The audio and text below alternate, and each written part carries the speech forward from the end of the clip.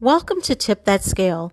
In this week's episode, Ron and AJ take us behind the scenes and they'll share the recruiter's point of view of the hiring process. You'll hear about job requisitions, job descriptions, of course, and then they'll talk a little bit about interviewing as well and what they look for. But a big part of the recruiting process includes metrics. And we actually started talking about metrics and data before we got into the meat of the episode. So we hope you enjoy this. And guess what? There's going to be a part two as well.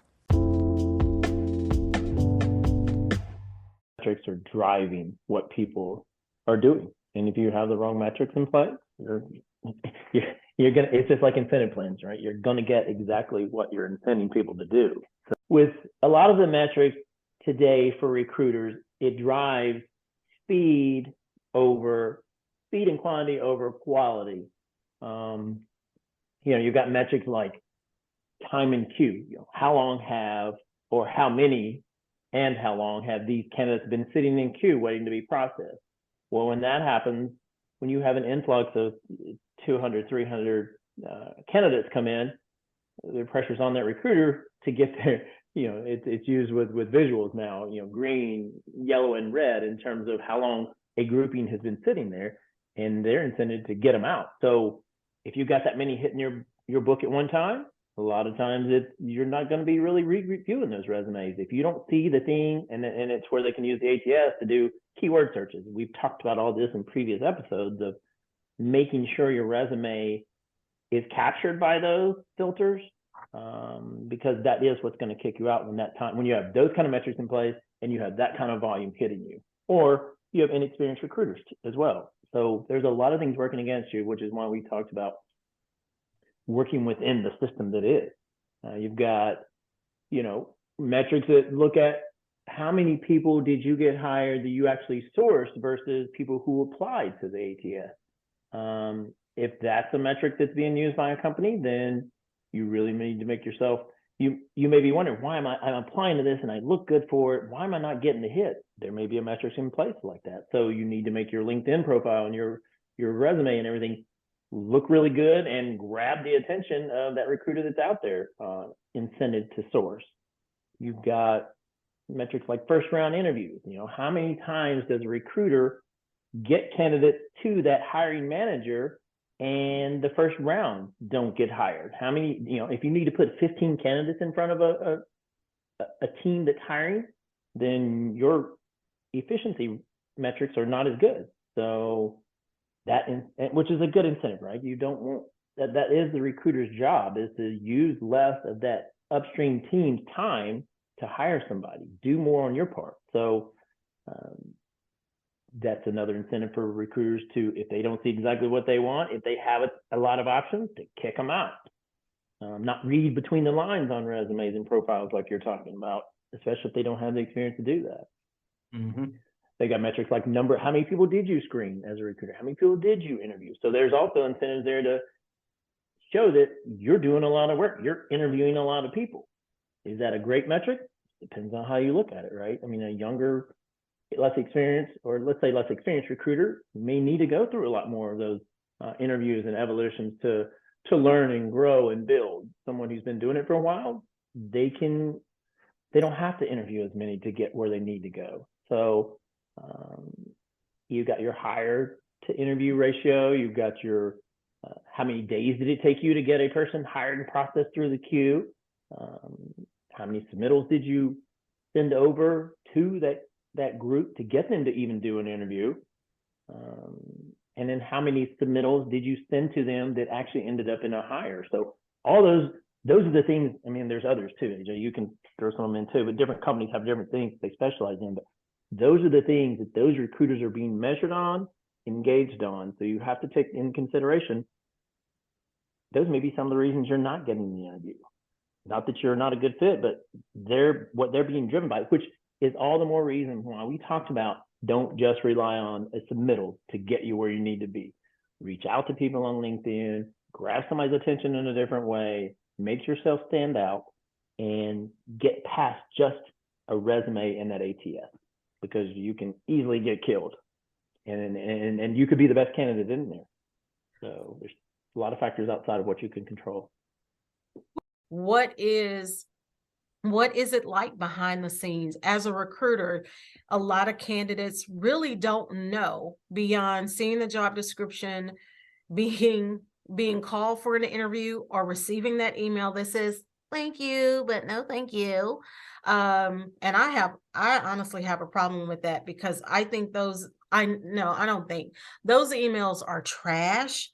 A lot of candidates, myself included, can get hot behind that templated email that says thank you but no thank you. I think that's a good lead in, because that's can go back to the front end, right? And that is a piece that people don't see.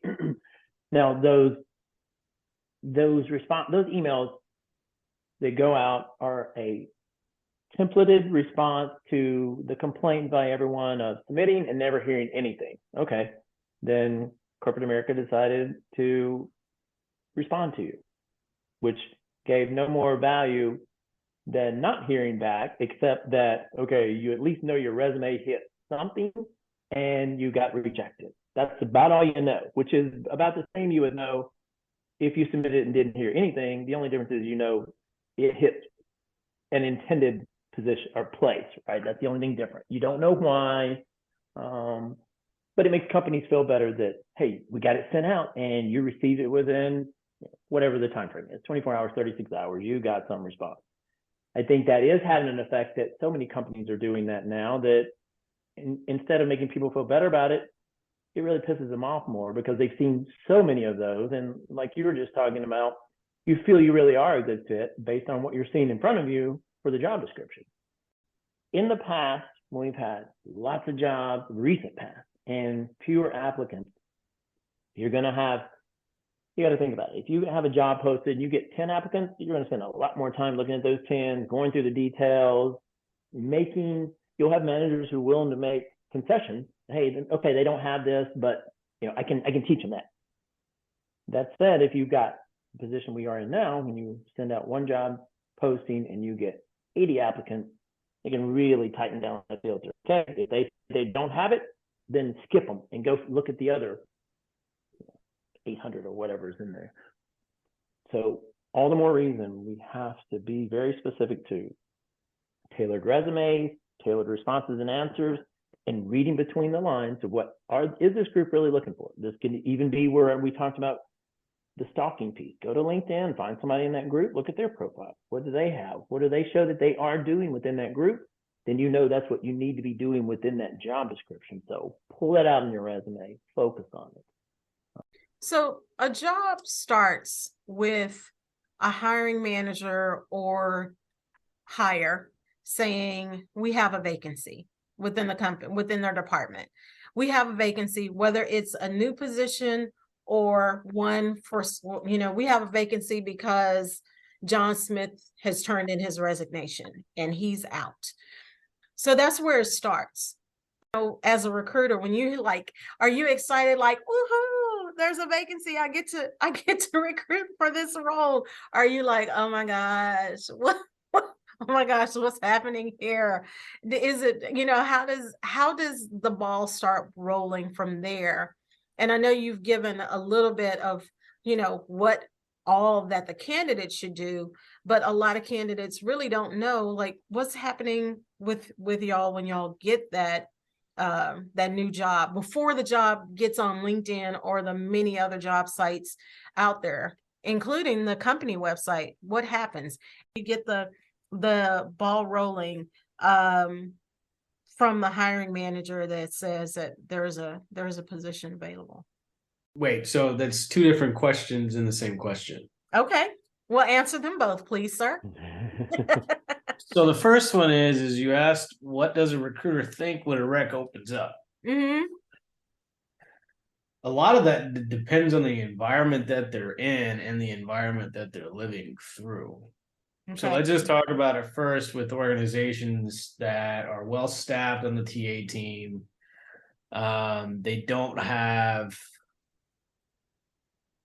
They're not going through layoffs. They've sustained, they've actually hired well, they've built out the right teams, those types of things. It really depends on the environment, right? Let's just say if it's a manager that they really don't like dealing with because the manager has extremely high expectations, and the recruiter can be like, crap, is another one from this person. Mm-hmm. On the other hand, it's someone that they love working with, and they don't want to. All they want to do is be able to help that person out and get the role filled and keep expanding the team, right?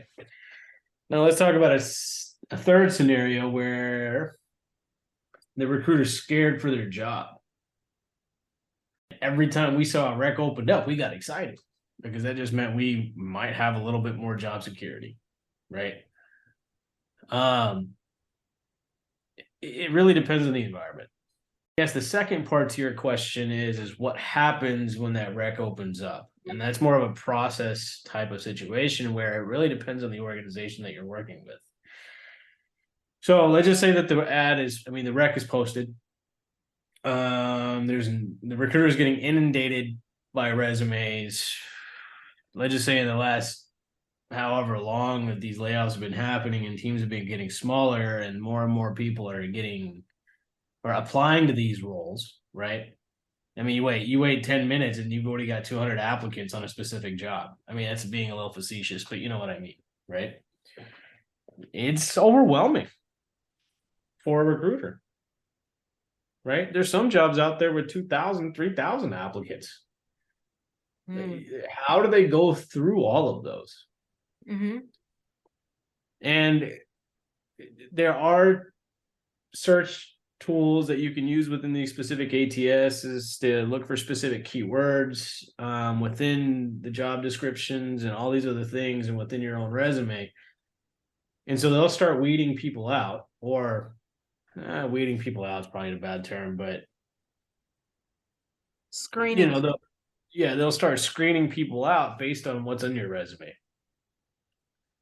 through keyword searches. And if they don't see the specific keywords that they're looking for, your chances of actually getting a callback are very slim, right? And so let's go to the next stage where let's just say somebody does get identified and saying, okay, this might be potential that I want to talk to. The next step is either sending out an email or picking up the phone and calling the specific candidate, right? Starting the process. Every company's process is a little different. Some have sourcers that directly work alongside recruiters and they have very different responsibilities. Some companies have full desk recruiters that kind of work the whole gambit where they're talking to the client or their end client, which is their stakeholders or internal team members and managers, and the candidate, and they're managing both relationships all the way through, right? Others say have a separation of responsibility where the sourcers go out and find the candidates, and then once the candidate has been identified, it goes to the recruiter, and then that's when the whole process starts. But once the identification process starts, if you are a fit, you're going to move into the hiring process itself, or the recruiting, or the process of where you're going to start talking to internal team members and saying, okay, are you a specific fit? Now, in regards to what Ron was saying in regards to metrics and how individuals are being gauged and those types of things, if your metrics are out of whack and you're forcing people to look at specific areas that should not really matter, then that's what they're going to do. So, for instance, if you put such a big emphasis on sourcing your candidates and your internal teams are gauged specifically just on that one metric, even if you're applying, the likelihood of you getting a callback is very low, because that recruiter knows that if somebody applied to the job, it goes against their metric. If you have a TA organization that understands that the end goal is to find the individual as fast as possible, no matter where they find them from, and then they get placed,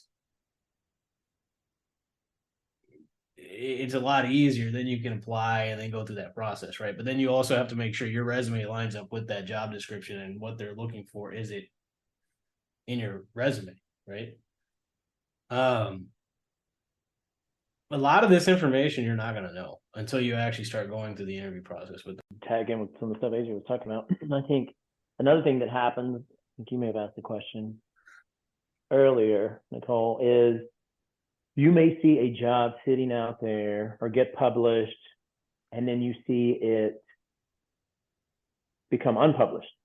And that may be shortly, it may take a while, and then you see it reappear. A lot of times recruiters will pause a job, which unpublishes it, just so they can get through some of the resumes and the applicants on there. And then you'll see it go back up. If they got that filtered down and just came out with a few or none, then they'll republish and let it open back up. So if you see something like that happen, that's what's going on. Or recruiters trying to give themselves some time to get through them, because you can get so far behind on them that you just won't ever catch up, and you can't get timely responses back to people. AJ talked about it going out, and we talked about it having filters built into this. I think we have to look at how things were and how things are now, because within the course of just a few months here, things have changed dramatically. If most of these applications ask, what kind of money you're looking for. And that's a big, always in the past, you're able to get by with either not answering it or just putting in a $1, something to make it go ahead and publish your application. But now it's just another reason for recruiters to filter you out. If you don't answer those questions or fictitiously answer them, with new regulations, a lot of new companies or states and cities are starting to implement putting ranges in there, which I think we're going to see a lot more of this year. That'll open up more. But you're also seeing, as it being required by law on some of those places, companies are just putting such a big range, it doesn't really help narrow it down a lot. So you just kind of have to do your research and be more realistic with what you put in there. And if you have a chance to if you are negotiable in those ranges, you can put a range, put you're negotiable or what have you. So don't give that recruiter any more reasons to kick you out than you have to. Yeah. Because they're going to have to look how to filter faster with so many applicants going up every time. On the back end for available jobs, one of the things that I know happens, and I have an approach for this with my coaching clients and people that I work with. There are internal jobs and then there are external jobs.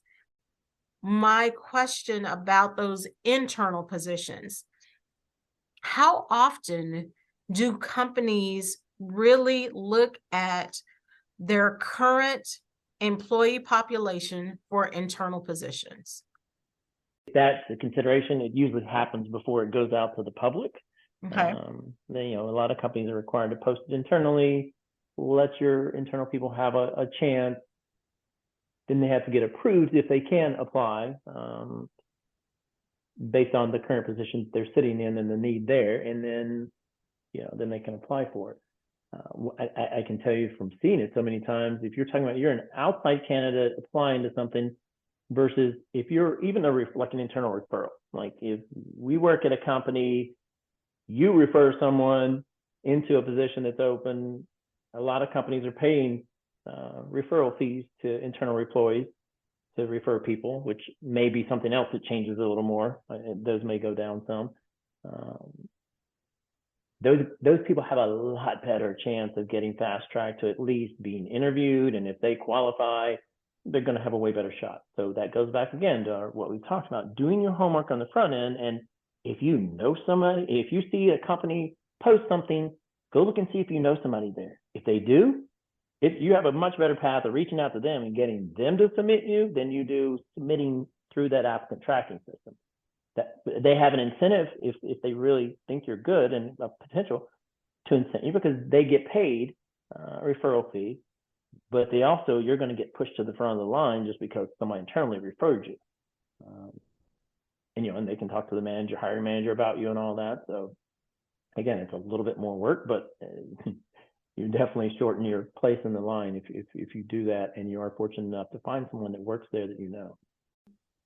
AJ, you have anything to add to the internal versus external, those job descriptions, and not just job descriptions, but job requirements? What about those internal versus external job opportunities and how the job description may change for each.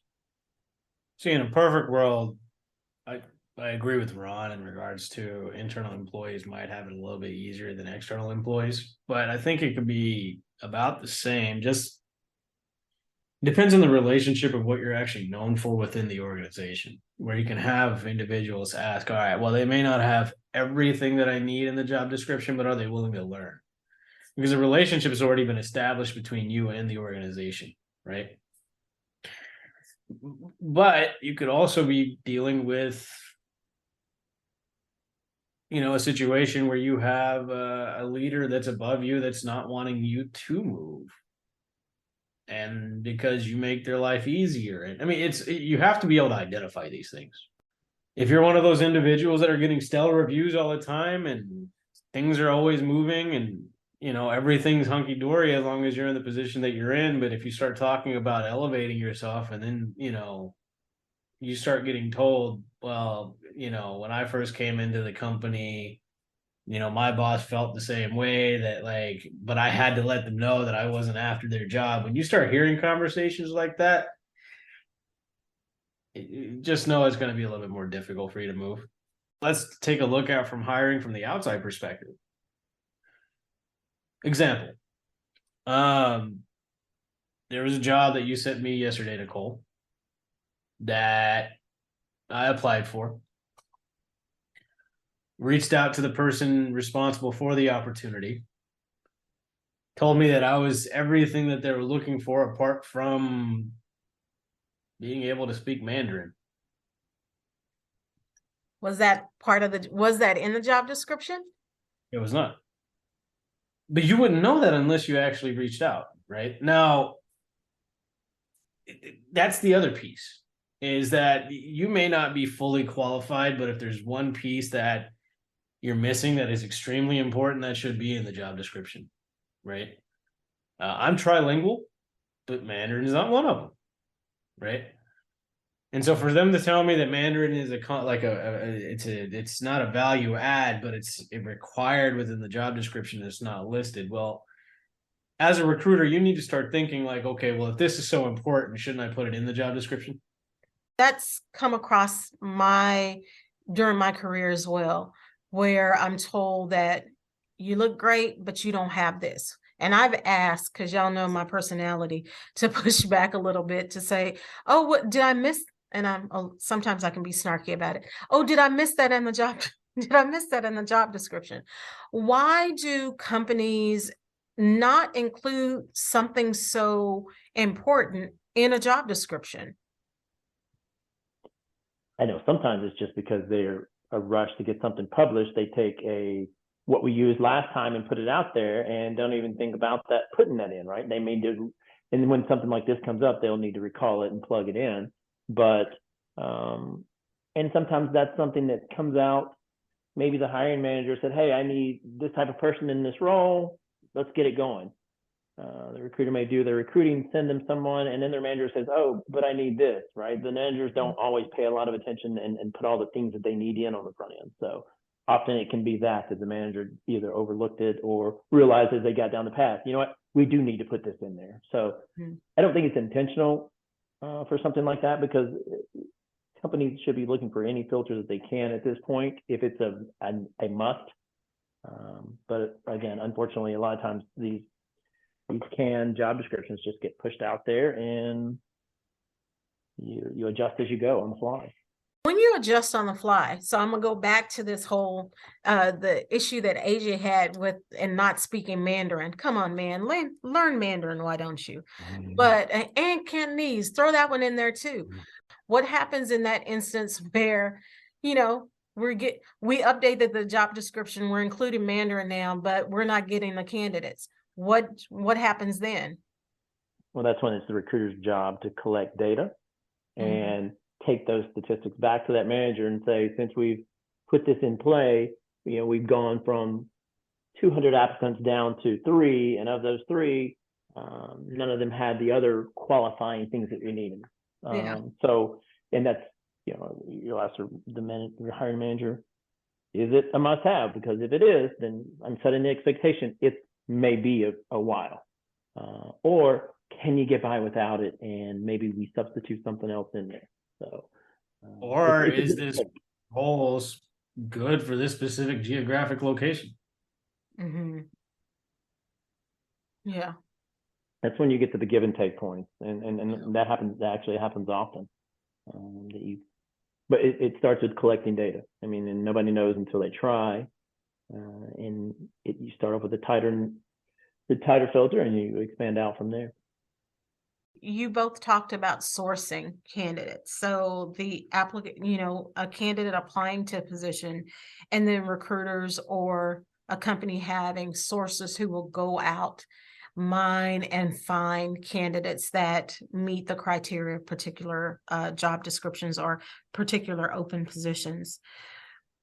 From a sourcing, and we've talked about this and we'll continue to talk about it because it's an important factor for anyone in knowing who they are and their personal brand. How does a person really stand out?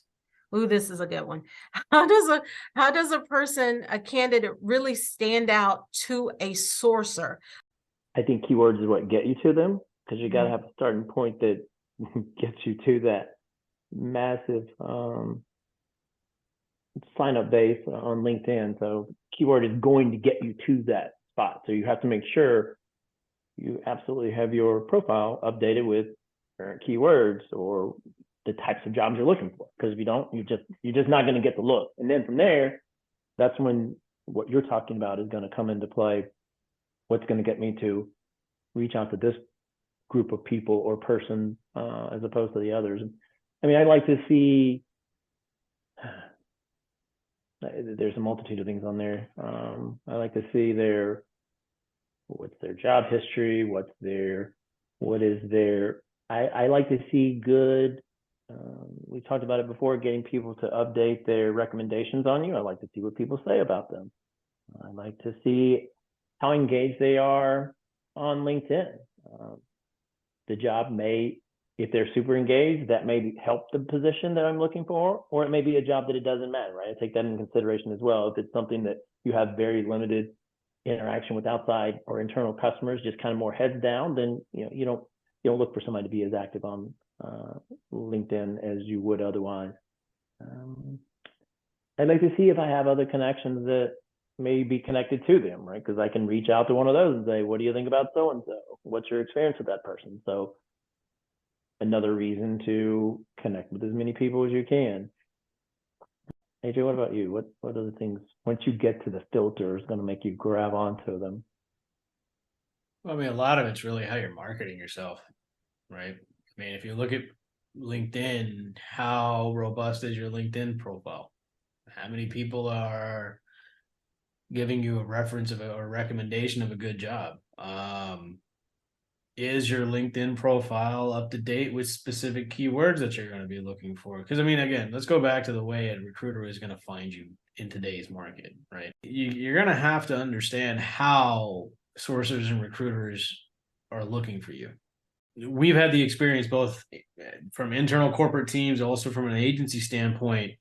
When you're talking to an agency recruiter, you're going to have to be very pinpointed and direct in regards to what you're looking for, because sometimes they have more information about the role that's what's even in the job description, right? Kind of like the Mandarin thing.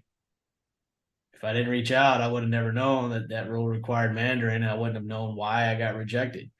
I have to give it to that recruiter because they were extremely nice, upbeat. They responded within 5 minutes of me reaching out, and they were honest about the opportunity. Mm-hmm.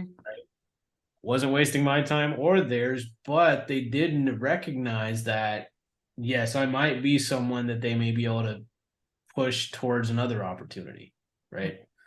Well, it probably made you feel better too, right? You knew you didn't get rejected for any reason that you could have controlled, right? Mm-hmm. That's a better feeling to know that and that you weren't just ignored or overlooked. You were seen, and there was a valid reason that you didn't get selected.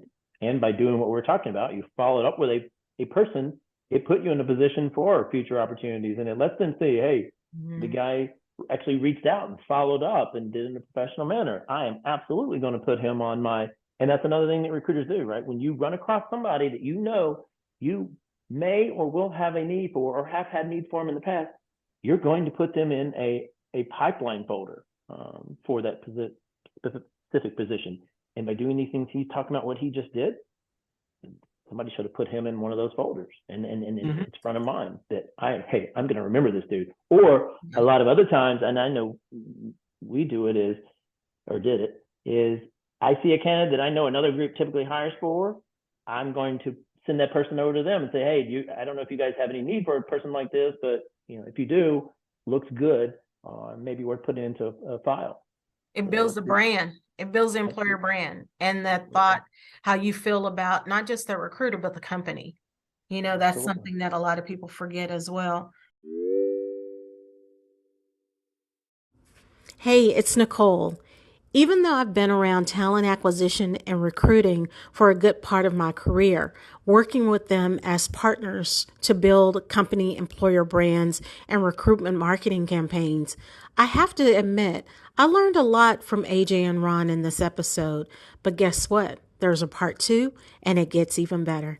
We don't want you to miss it, so make sure you like, follow, and subscribe, and make sure you tell a friend too. You don't want them to miss it.